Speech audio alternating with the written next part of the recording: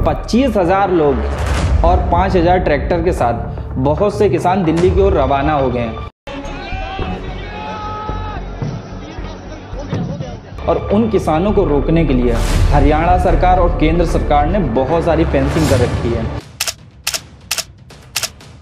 घग्गर नदी पर और दिल्ली के चारों ओर किलाबंदी कर दी गई है। आज़ाद भारत में ऐसे मंजर देखना बहुत ही अजीब लगता है और कुछ लोग इसी चीज़ का क्रिटिसाइज़ भी कर रहे हैं कि क्या वाकई में किसानों को रोकना इतना ज़्यादा बड़ा मुद्दा है कि उनके लिए इस तरह प्रॉपर फेंसिंग की जाए, और इतनी फेंसिंग तो बॉर्डर पे भी नहीं होती। तो इसकी शुरुआत अगर हम लोग देखेंगे तो पिछले किसान आंदोलन से है, क्योंकि जो पिछला किसान आंदोलन में हुआ ये था कि गवर्नमेंट 3 नए लॉ लाई थी। उस चीज़ को लेकर किसान जो थे असहमत थे, तो वो 3 लॉ को बंद करने के लिए या फिर उसे ख़त्म करने के लिए किसान ने 378 दिन तक प्रोटेस्ट किया था। और पिछली बार प्रोटेस्ट बहुत खतरनाक था और उसमें काफ़ी किसानों की जान भी गई थी। 9 दिसंबर 2021 को जो 3 नियम थे उसे ख़त्म करके गवर्नमेंट ने ये तीनों बिल अपने वापस ले लिए। तो उसी वक्त किसान की बहुत सारी मांगे थी जो उन्होंने मांगी थी, लेकिन उस वक्त उन्होंने कहा था, आपस में मीटिंग की और उन्होंने कहा अभी नहीं मांगेंगे, फिर कभी इसका डिमांड करेंगे और हम लोग आंदोलन ख़त्म नहीं कर रहे हैं, हम लोग स्थगित कर रहे हैं, बाद में करेंगे इस चीज़ के लिए। तो वो जो बाद है वो अब चालू हुआ है। तो हुआ ये है कि 25,000 लोग और 5,000 ट्रैक्टर लेकर ये लोग हरियाणा से रवाना हुए। तो हरियाणा सरकार ने अपने बहुत सारे ज़िलों में धारा 144 लागू कर दी गई और वहाँ पर इंटरनेट भी शटडाउन कर दिया ताकि किसी तरह इन लोगों को रोका जाए। और जो वहाँ से घग्गर नदी के ऊपर एक ब्रिज है और ब्रिज के ऊपर भी प्रॉपर फेंसिंग कर दी गई कि किसी भी तरह किसान ब्रिज ही ना क्रॉस कर पाएँ। अब ब्रिज क्रॉस करके भी आ जाए तो दिल्ली के तीनों ओर से मेनली 3 बॉर्डर हैं दिल्ली के, एक है सिंघू बॉर्डर, एक है गाजीपुर और एक ये इधर साइड। तो तीनों तरफ से ये ब्लॉक कर दी गई हैं और चारों तरफ दिल्ली के फेंसिंग कर दी गई है कि किसी तरह किसान अंदर ना आ पाए। इस फेंसिंग को तोड़ते हुए किसान की ये वीडियो देख सकते हैं कि किस तरह किसान फेंसिंग तोड़ के अंदर जाने की कोशिश कर रहे हैं और किसानों के ऊपर आंसू गैस भी छोड़ी जा रही है, यानी कि किसानों को किसी तरह रोकने की प्रयास कर रहे हैं और गवर्नमेंट पूरी तरह से प्रयास करेगी कि किसान को रोक दिया जाए। लेकिन किसानों की मांगे क्या हैं पहले उनको जान लेते हैं। देखो किसानों की मांगे तो बहुत ज़्यादा हैं, लेकिन इसमें कुछ ही डिस्कस करेंगे। पहला पॉइंट है एमएसपी।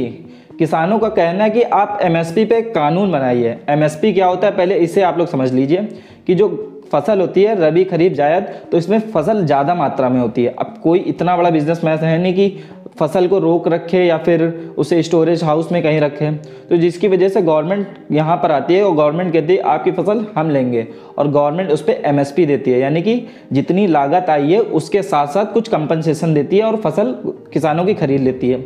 लेकिन इसमें कोई प्रॉपर नियम नहीं है कि इतने ही पैसे गवर्नमेंट देगी और इस चीज़ को लेकर किसान कह रहे हैं आप इसमें हमें नियम बनाइए कि आप हमें इतना रुपए फिक्स देंगे, क्योंकि आप ऐसा कर सकते हैं कि हम लोगों ने फसल तैयार की और गवर्नमेंट ने अनाउंस कर दिया कि इस बार हम लोग एमएसपी ही नहीं देंगे। इस चीज़ को लेकर किसान कह रहे हैं आप इस पर कानून बनाइए। लेकिन दिक्कत ये आ रही है कि जो WTO है, भारत WTO का मेंबर है और वर्ल्ड ट्रेड पूरी दुनिया में होता है। तो अगर वर्ल्ड ट्रेड का नियम है कि कोई भी देश अपने किसानों के लिए एमएसपी को लेकर लॉ नहीं बना सकता, और अगर वो लॉ बनाता है क्योंकि जो फूड वगैरह होता है उस पर अगर एमएसपी दी जाएगी तो इंटरनेशनल प्राइस बढ़ जाएंगे फूड के, और जो फूड के इसी वजह से किसानों का कहना है कि पहली चीज़ आप एमएसपी कानून बनाइए, दूसरी चीज़ आप WTO से बाहर होइए। WTO से बाहर होना ही सबसे बड़ी दिक्कत है, क्योंकि भारत इंपोर्ट भी करता है एक्सपोर्ट भी करता है, पूरी इकोनॉमी WTO से, मतलब एक्सपोर्ट इंपोर्ट पूरा व्यापार WTO से होता है।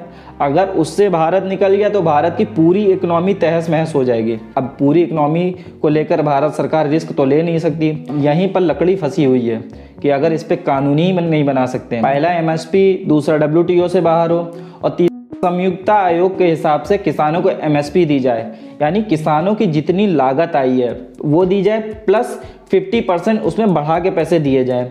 ठीक है, अब जो किसान बूढ़े हो गए हैं, 58 साल से ऊपर हो गए हैं, उनको हर महीने 10,000 रुपये पेंशन दी जाए। और जो पिछले किसान आंदोलन में जो लखीमपुर में हिंसा हुई थी उसमें जो किसान लोग मारे गए थे उनको न्याय दिया जाए। और जो लैंड एक्विजिशन के जो कानून थे पिछली बार के 2013 के पहले के जो लैंड एक्विजिशन के कानून थे उसे गवर्नमेंट वापस ले, और जो इंपोर्ट किया जाता है फूड को लेकर यूरिया वगैरह तो उसकी इंपोर्ट ड्यूटी कट की जाए। इन्हीं सब को लेकर ये सब सारी डिमांड आप किसानों की देख सकते हैं कि किसानों की ये सारी डिमांड है। गवर्नमेंट के 3 यूनियन मिनिस्टर और बाकी जो फार्मर की तरफ से जो लीडर्स हैं उनसे बात चल रही है।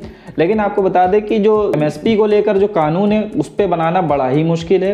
लेकिन 2021 में जो आंदोलन हुआ था उस वक्त गवर्नमेंट ने प्रॉमिस किया था कि हम बाकी आपकी जो डिमांड है उसे भी मानेंगे और उस पर भी कानून बनाएंगे। लेकिन उसके कई साल हो गए, अभी तक उसको लेकर क्लियरेंस नहीं हुआ है किसानों के बीच में। और जो प्रेजेंट टाइम इसका आंदोलन कर रहे हैं उन लोगों ने डिसाइड किया कि 16 फरवरी को हम पूरे भारत बंद का ऐलान करते हैं और इसके लिए प्रोटेस्ट करेंगे और जो पुराने लीडर्स हैं वो भी इस चीज़ को ज्वाइन करेंगे। और ये चल रहा है हमारे भारत में, ये पूरी दुनिया में कवर किया जा रहा है, विदेशों की मीडिया काफ़ी कवर कर रही है इस चीज़ को।